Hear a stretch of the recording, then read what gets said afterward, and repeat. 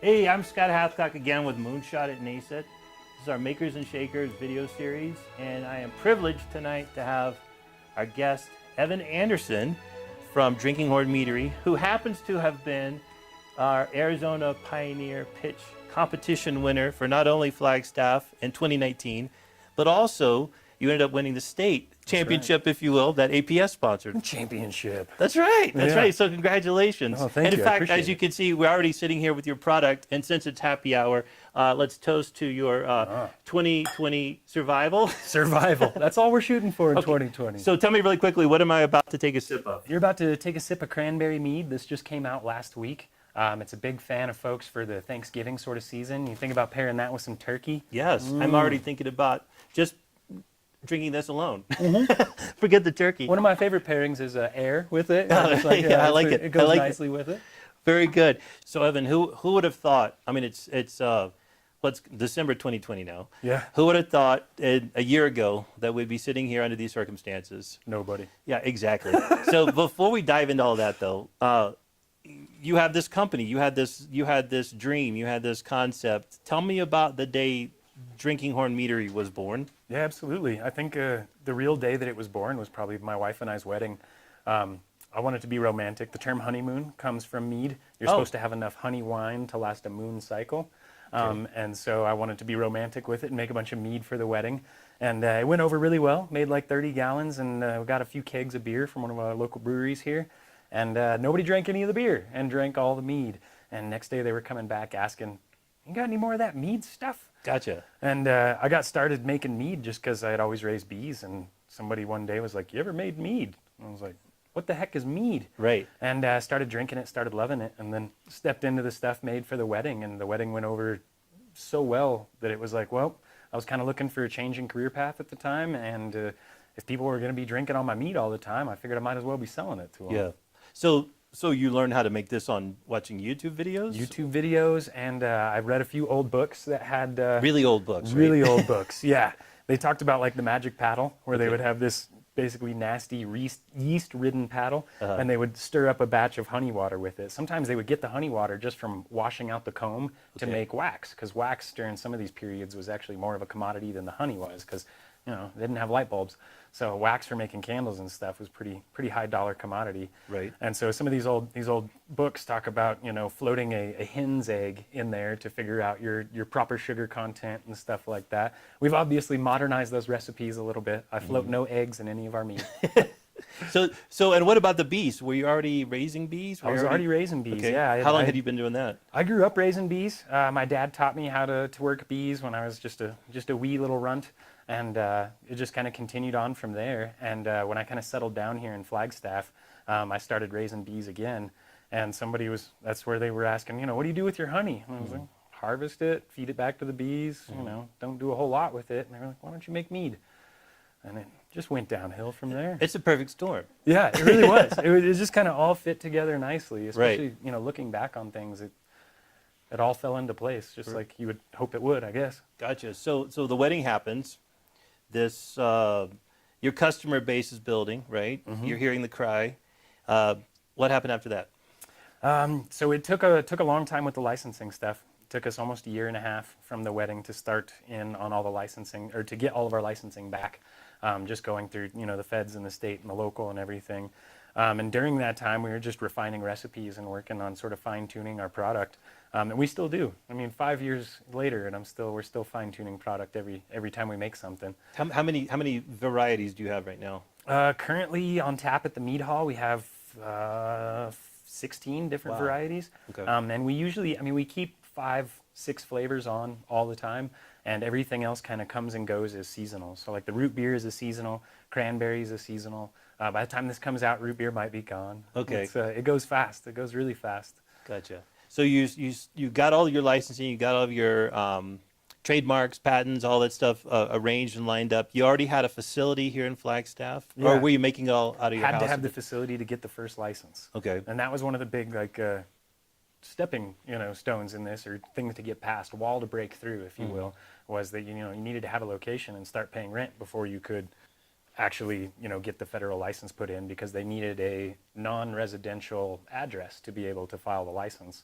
And so you have to get that, that address and then file. So it took a little while. And during that period, I mean, we had, one tank and we were just kind of slowly putting things together. That's a 2,000 square foot warehouse now, and it's just so full of tanks and bottles of mead. It's pretty fantastic. That's awesome. That's awesome. And so you lined all that up. You started working, and then how did we get involved? When did Moonshot come into the picture for you guys? We needed some help. Okay, is really what we needed. I mean, I had a good idea, but I didn't know how to go about implementing that from a good idea into an actual functional business. I love that.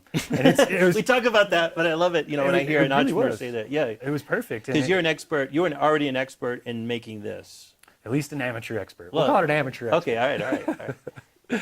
And so it really was. I needed the help in how to run a business. I knew how to make a product. I knew there was demand for the product, but I didn't know anything about going through and figuring out. I was like, QuickBooks? What? What is this? And so you guys helped us out with a lot of that. I was taking classes here initially before I even did the Moonshot portion of thing. Gotcha. Taking classes and just trying to learn as much as I can.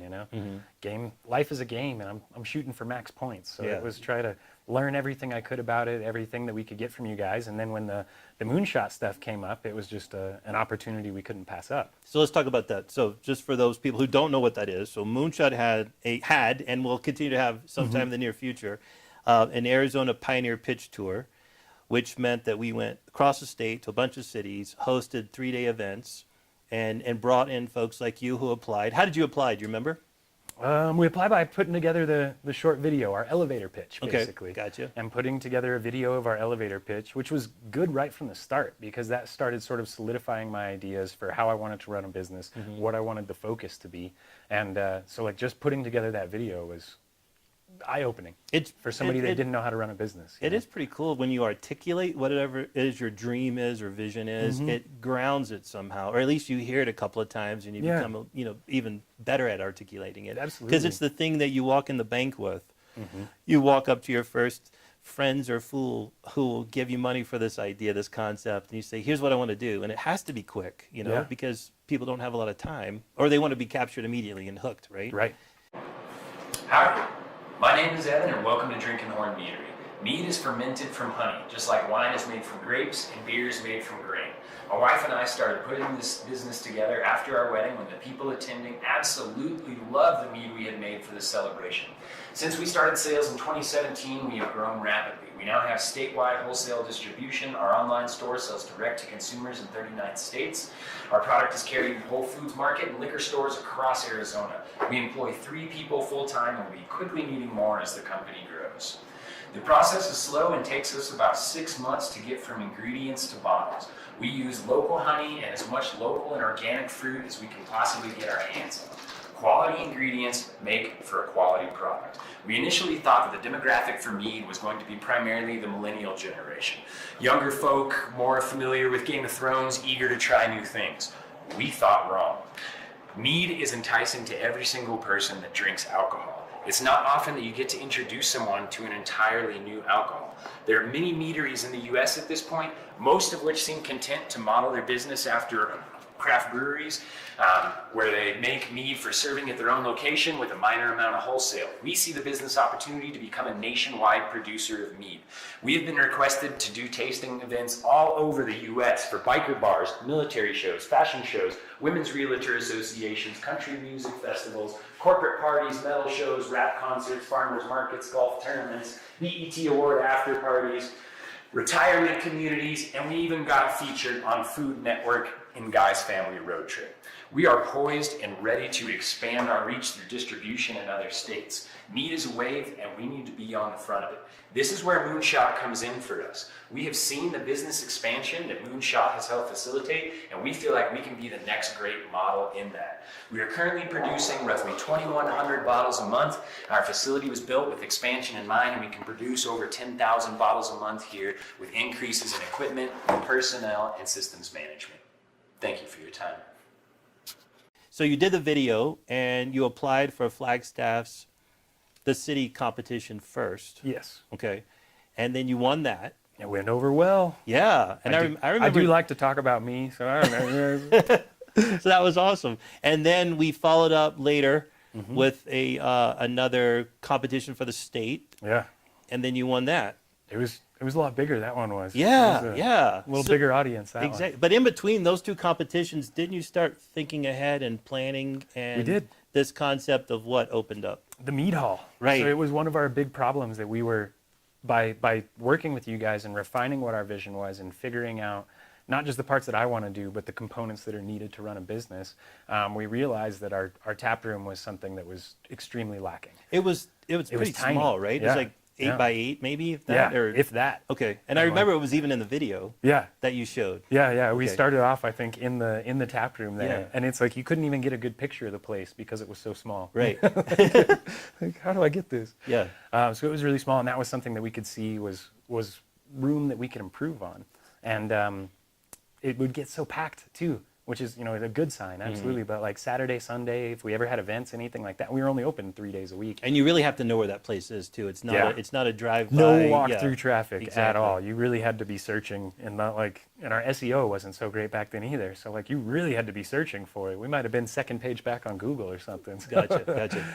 And so that was what we decided was, we needed to change something there. And when the space in downtown opened up, and for a reasonable price for downtown Flagstaff and everything, we kind of jumped on it pretty quickly. And it's not only downtown; it is right on Route 66. Right on Route 66, the only meadery in the world on Route 66. Nice. And first ever, perhaps. Who and knows? first ever, I think, quite possibly. Yeah. All right. We have to check Chicago's records. We will. Just to check it. We'll check. All right. So in between those two pitch competitions, you had already started to grow your business. Mm-hmm. You decided it really was a gamble. Take a gamble on a larger retail gamble. space, and then you started construction. I'm trying to September, remember. Yeah. Okay, We so started construction in September 2019. and I think our event that year was in October, or September, right? Yeah. So it was around right. the It same was right time. in that same thing. Yeah. And I think I remember in your pitch for that state competition, you had just signed the lease paperwork. Just signed it. Yep. Okay. So it was. So it you was won real again. fresh. Yeah, so you won again. Everybody's excited to drink mead in Flagstaff. And then 2020. 2020 happens. It took us a lot longer to build out than we originally expected. Okay. It was our first time drawing blueprints. It was our first time, and we, pretty much gutted the place and rebuilt it, plumbing, electrical, everything from the ground up. Okay. So it was on a 100-year-old building. Working with the Historic Building Commission and all those folks was a lot. Yeah. But we got through it. And so it took us a little bit longer. Our original opening date, we were like, signed it in September, like we were going to be done with this by December. Right. And then you get a little bit into doing it, and you're like, okay, maybe January. And then you get a little, another month further, and you're like, okay, maybe like March. Right. And this was still, in Before 2019. COVID. Yeah. Totally. It was before there was even rumor of it, Right. And then by the time we were starting to look at what date we were actually going to open, it was like, okay, April 10th should be reasonable. Okay. And this was still pre-COVID. Right. And so we're building out. We're getting closer and closer and closer to this coming, and everything gets shut down. Mm-hmm. And it was tough times. So the good and bad about that is now you're not having to take an environment that you created for pre-COVID. Now you're taking the environment that you're about to open and you're making it COVID friendly, right? Exactly. So what did that look like from a financial model? What were you guys anticipating building out for as far as how many you could have hosted, entertained? We would have been at like 50, I think is what we ended up with our rating at, just, with employees aside, 50 people inside of there, which would have been great, from our previous tap room that had like 8 chairs, I think. Right.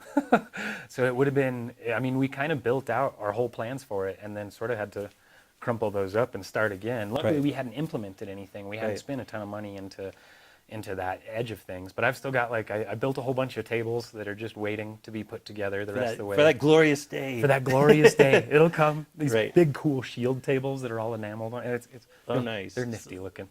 So, but we were able to do bottles. And so we've always done a whole lot of our sales in bottles because we bottle up the majority of every batch ends up in bottles. We do the kegs and stuff too for pouring in places, but when everything shut down, we lost all the bars, the restaurants, the hotel bars, everything that carried our stuff that was just serving was no longer serving. But we also get, Whole Foods all across Arizona carries our products.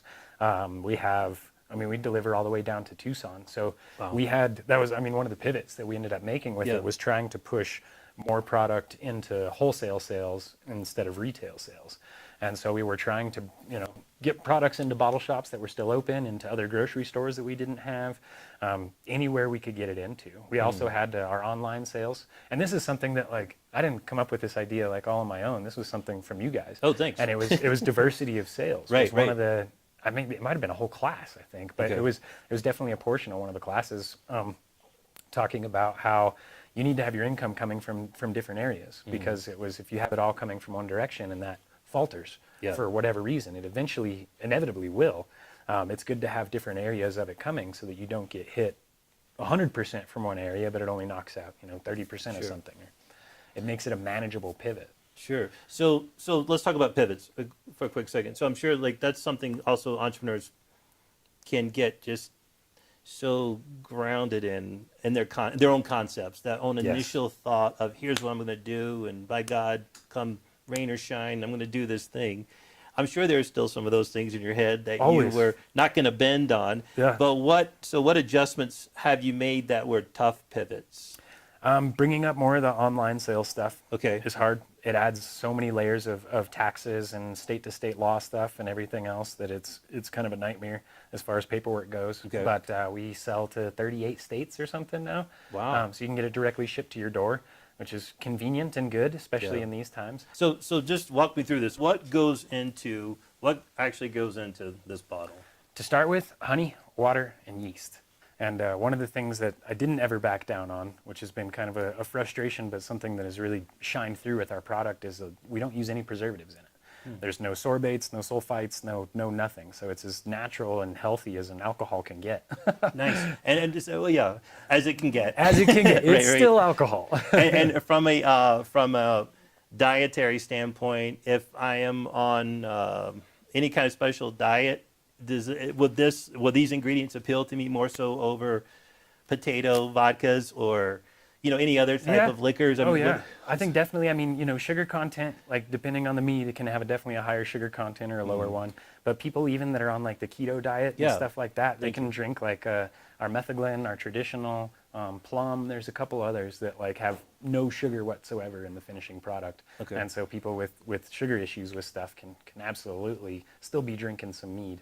And like after the honey, water, and yeast, it's just whatever fruit we decide to put in there. Or like the one you were holding was the root beer, which has like a cascarilla bark, wintergreen leaves. you want to read all the bits on it. That's right. Yeah. A few roots and some red spruce tips that go in there. And so it's no fruit else goes in there, nothing but honey is the fermenting sugar into it, which makes it, I mean, that's what really makes mead such a unique product, is that it's fermented from honey, as opposed to, like wine is fermented from grapes, beer is fermented from grain. Mead is all fermented from honey, making it just its own category. You said something just now when you talk about the stuff you put inside. How long does that process take for you to introduce a new flavor? And where does this process even come from? Are you just awake at night or dreaming at night of, throwing various ingredients in? It's kind of changed over time. Interestingly enough, like when we first started, I kind of had a few ideas that I had been playing with or making at home that I was like, oh, I like the way these things mesh together, or like the way this tastes. And so we kind of came out with those. The head brewer that makes a lot of the mead now has got some great ideas. He brings his own kind of mental thing into it and his own palate and flavor into it. And then we get a lot of suggestions from customers too at this point, which isn't something that we used to have. We used to not have a big enough customer base that people would on the regular give us suggestions for stuff. And sometimes it's just walking in the grocery store or in a farmer's market and you see some weird fruit, and like I see something nowadays and I'm like, how would you ferment? Like, what do you taste like? And what does that process take? How would the timeline on that? Some of them still take almost a year to get all the way through. Is it happening in a barrel? How is it? It starts off in a big stainless steel fermenter. Okay. So we kind of start off our fermentation like beer and then sort of finish it like wine. So they all age for a significant amount of time. When you're making beer, like 2 weeks is about from starting it until drinking it. It's about 2 weeks. If we get a mead out in less than like 6 weeks, we're pretty happy with it. And a lot of our staples that we do, traditional Bluetooth, strawberry, pomegranate, prickly pear, we've got those down to around that 6 week range. And I don't think I would want to push them any faster than that. It would just be not as good for the product itself until we find out ways. But I mean, I used to say that about it taking 6 months, and I was Right. like, oh, I don't want it to take any less than a year. Right. So like maybe we can find ways to continue to improve on the product and get it out even faster. Have you had a really bad one that you thought was going to be excellent, and then he just didn't work out and never made it to the market? Or It was kind of the other way around. I had Yeah. one that I thought was going to be terrible, and then people ended up like, we made one that was plum. So it was starting off homebrewing. Like, Okay. you know, honey's expensive, and Yeah. so you would save every little tiny bit that you were testing it, and you'd end up drinking it even if it didn't taste good, because you wanted to save everything you got.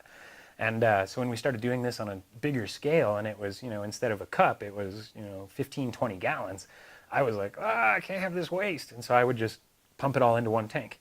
And so like, instead of it going down the drain, we'd pump it into one tank. But it was kind of the leftover sort of funky bits off of like 15 or 20 batches. And I got to the point one day where I was like, I need to test this and see what's going on. It's most likely just a whole, 200 gallons of gunk by this point.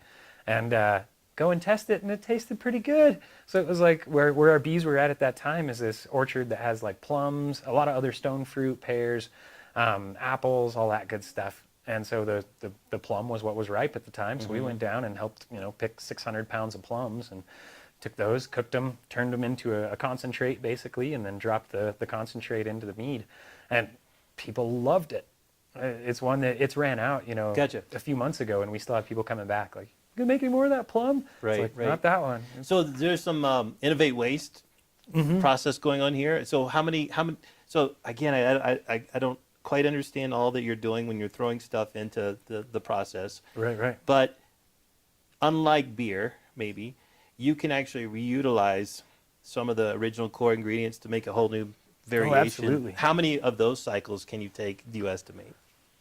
Infinite number, essentially. Like you can keep recycling stuff. We recycle a lot of our yeast with things, is one of the big components of it. And so it's one of the guys that works with us used to own a brewery, and he's always blown away by how little water we use for stuff, because we don't wash grain. We don't, the water cost is extremely low. We kind of throw around the idea that, mead is, if you want to drink green, there is nothing greener than mead as far as it goes. Plus, you're helping with the bee population. Right. I'm So you're assuming. helping with pollination. Kind of Yeah. for us to thrive as a company, I would like as few pesticides out there as possible. Right. Because it ends up, on a windy day, if somebody's spraying their field, it kills all my bees. So it's something we'd love to see more restricted use on and stuff. We still need agriculture. We got to figure all that out too. But it's also something where robots are never going to take over a lot of this stuff, which I know There is like are a robot concern. bees now. I heard about Yeah, that. yeah. So And I also heard they're making honey in a lab now. Oh, okay. Which All is right. crazy too. But anyway, it's something where it's very, very hands-on for the most part, at least for now. Okay. It's very, very human, where it takes people to go in and collect all the honey and handle the bees and stuff. And I even heard you say, if I recall, now correct me if I'm wrong, that if there is a shortage of honey in Arizona at farmers markets, it's because of you sometimes. Probably. We're going through upwards of 1,600 pounds of honey every month right now.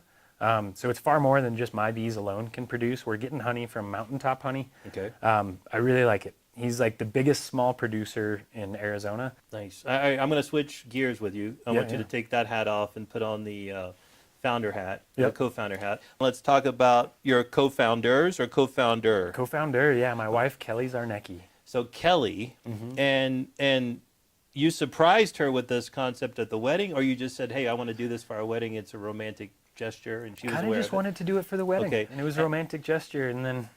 And then at what point was she ahead of you with this concept of a business, or were you there and you had to sell her? It's a new marriage, it's a new business, it's a lot of stuff you're jumping off of, right? It was definitely like not recommended. Right. starting a marriage and a business all in the same go. I think if I went back, maybe I'd do it differently, but things are good, so maybe I wouldn't. So she also has a full-time job as well as being your full-time co-founder. Yes. So how did you guys figure out? Well, so first of all, who had the idea? You had the idea and you sold her on it. Yep, my idea and sold her on it. I don't think either one of us ever expected this to be as big as it's become. Okay. Like I really envisioned I'll get a license, I'll get a little space. A little hot side I'll hobby. make it, and I really assumed when I first started doing this that I would just still be making it in glass carboys. Okay. And making it 5 gallons at a time, which it makes me smile just because of the ridiculous of trying to do that viably commercially. Right. So It's just crazy. she bought in. She bought into it. And you guys jumped in. How did you decide what your roles would be? Because I know we have a lot of entrepreneurs who could be married, or it could be their brother. You know, there's always partners, or oftentimes partners. This one is especially interesting because you're married. And so how do you balance that? And what roles do you play? And I don't know that I did balance it super well for a long time. I think trying to get that balance between like life, play, and work I'm still working on it, to be honest, you know. And I think when it started, like she was primarily my sounding board for everything. I come up with ideas and just run it by her, and she's like, "No, that's crazy. Don't do that." I'd be like, "Okay, maybe I'll still do it." But so is she the business and you're the creative or the engineer? Is that what I would say so, and okay. I say it's kind of changed over time. I remember that in my head from before. Yeah, talking to you guys or seeing your pitch. Yeah, and it's definitely, and I think it's sort of changed over time. I think that's one of those, like, I don't ever want people to think of like doing a small business as like, okay, I'm coming up on this pivot. Yeah. Like you're doing little pivots continuously, and it's something that like I tell the employees in there. I'm like, when you look around and see what's been created, and when you're thinking about what you're doing as far as your actions in this business, in this scenario, like this wasn't created by a few good ideas and a few good pivots at the right time. This is the culmination of 100,000 little steps, all taken slightly in one direction or the other to lead to a spot. And so that being said, like she has become more and more the creative aspect of it. And she's pushing the idea of how to bring people into the mead hall. She's pushing idea of new flavors. She's pushing ideas of events and stuff like that, and how to make them work with COVID and everything too, and how to keep everyone safe and still try to draw people into a space, which is, for any bar owners out there, they know that's hard right now. Yeah. So what advice would you give a husband and wife team about to start a business right now? What's off the top of your head? Communication. Okay. And it's still where we have issues, you know, and it's communication is the most important thing. And like communicating all of those little things, it's hard to kind of even explain how paramount of a thing it is to be able to sit down and properly convey your idea to someone, which kind of leads us full circle back to the pitch, right? Back to the elevator pitch, because that helps you refine your ideas and be able to pass them on to another person and say, you know, this is what I'm thinking about this. And if you don't communicate that clearly, you may have a great idea and your spouse, your partner, whatever, may be like, I don't get it, you know, and to not be offended too by somebody not understanding your idea. Like if you have to go back and try to explain it a different way, like don't get frustrated with each other. I think would be beyond communication. Like the biggest thing is know that like they're in it too. They're in this same spot, in this same frustrating position. How do we help each other work through it? How do we find each other's strengths and support those as opposed to picking apart each other's weaknesses? Dude, I'm a believer in everything you just said. You're either really good at selling me or you're really good at doing this. So no, that's awesome. That's beautiful, and I hope that's like it's fascinating that it's the simplest things, right? It's the simplest things that really make these things work at the end of the day. You know, when you talk about why someone does a company, and then you have to ask that next question: are you happy doing this thing, right? Because happiness truly fuels and makes a company successful if that founder is truly in the vein of doing this thing for the purpose of whatever they're passionate about. Yeah, absolutely. So that's awesome. So where can people find? You said Whole Foods statewide. Statewide. You're online. Tell us what your www.drinkinghornmeadery.com. All right, that's awesome voice. And then and even in some local restaurants here in town. Yeah. Right now, a lot of them are still kind of working. Well, let's pretend like back open. Okay. But it would normally be. Gosh, I'm kind of blanking without my sheet. That's okay. Don't worry about it. But across the state. Across the state. Yep. Okay. And I mean, my biggest thing is if people are watching this and they see it and they're like, "Hey, I want that stuff." Yeah. Let us know where you want to see it. Let us know, or let your local bottle shop know that you want to see it in there.